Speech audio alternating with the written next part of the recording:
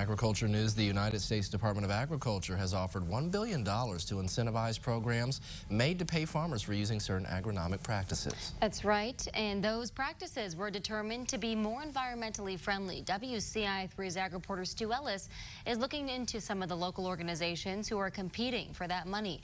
He has more in this report from the farm. If a farmer could get a higher price for grain grown with specific agronomic practices, would he do it?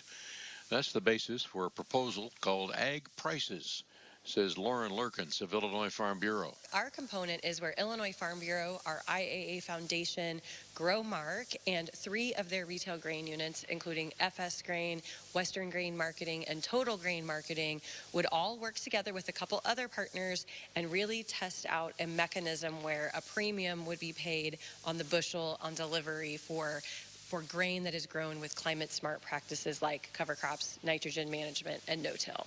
The concept is really using technology to attach practiced information with the bushels of grain. So if a farmer were using cover crops, they might get an extra nickel or a dime. If he were doing 2 or 3 things, might get 15 cents or a quarter. Yeah, so it can be one or a combination of those practices. We do have the role of the university involved, which is critical to make that proposal very competitive with a lot of other people who are seeking to access the funding.